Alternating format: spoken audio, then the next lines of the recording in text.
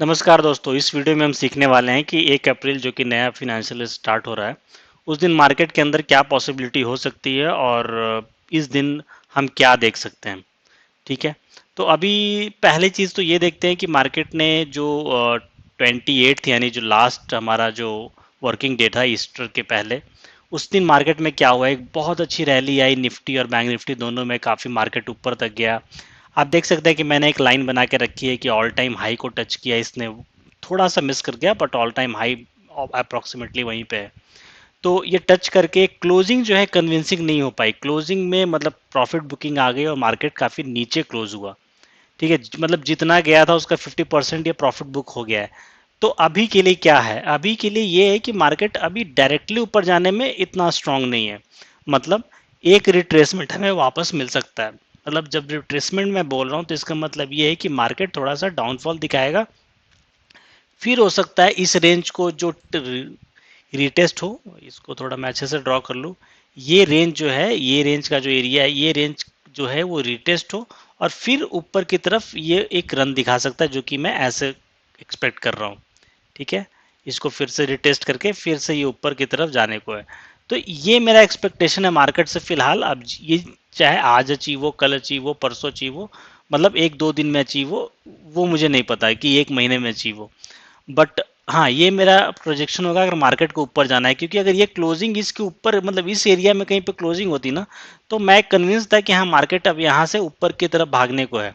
But closing जो है पूरी तरीके से नीचे आ गई, तो मार्केट अब अगले दिन तो ये नहीं जा रहा है श्योर शॉट। और हम जो एनालिसिस कर रहे हैं वो अगले दिन की कर रहे हैं। ये हम एनालिसिस अभी बहुत आगे की नहीं कर रहे हैं, मतलब कि 2 वीक बाद क्या होगा, 3 वीक बाद क्या होगा, क्योंकि आपको पता है 19 अप्रैल से इलेक्शन स्टार्ट हो रहे हैं।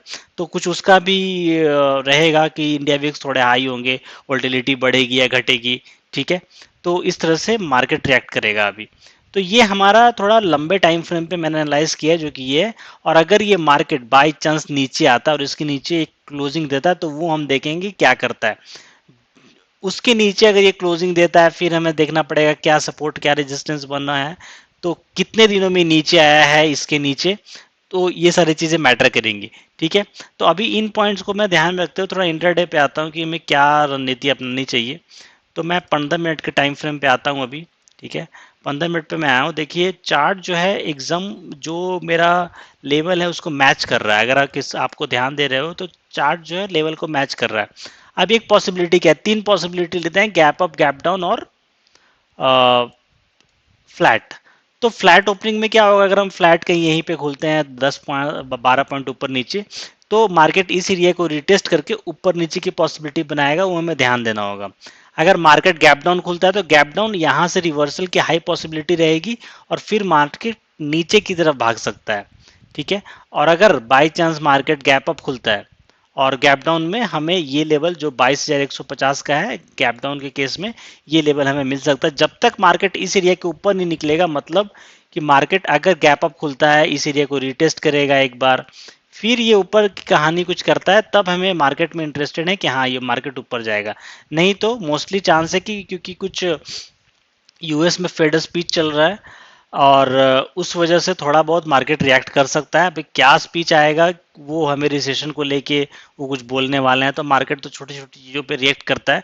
तो ऑब्वियसली यूएस में हॉलीडे है मंडे, नहीं सॉरी यूके में हॉलीडे है मंडे, और यूएस आज ही हॉलीडे पे, मतलब 29 को मैं वीडियो बना रहा हूँ तो 29 को हॉलीडे पे है।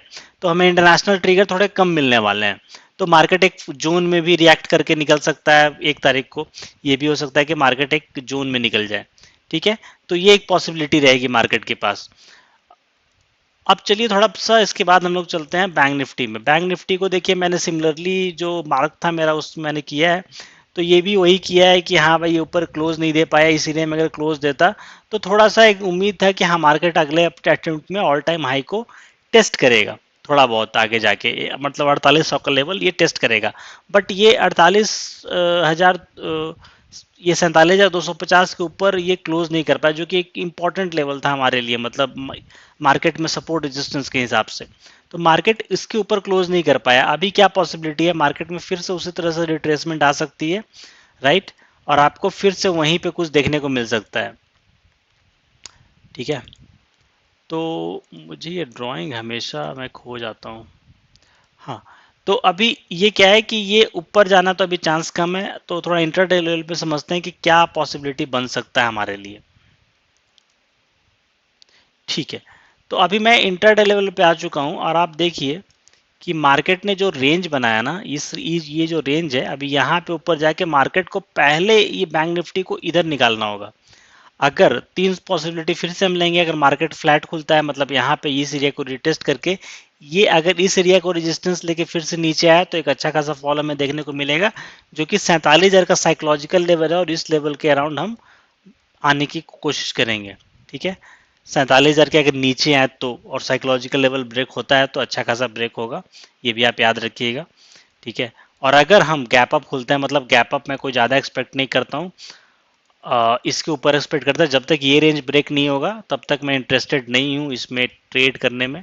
ठीक है, तो मुझे ये रेंज ब्रेक चाहिए, और अगर इन केस मार्केट अगर इसको नहीं निकाल पाता है, ठीक है, मार्केट अगर इस एरिया के बीच में रहता है ना, तो ये मार्केट पूरा दिन ये 400 से 500 का जो रेंज है ना इसमें बिता देगा, और इसमें आपके ट्रेड्स फॉल्स होंगे बहुत ज़्यादा।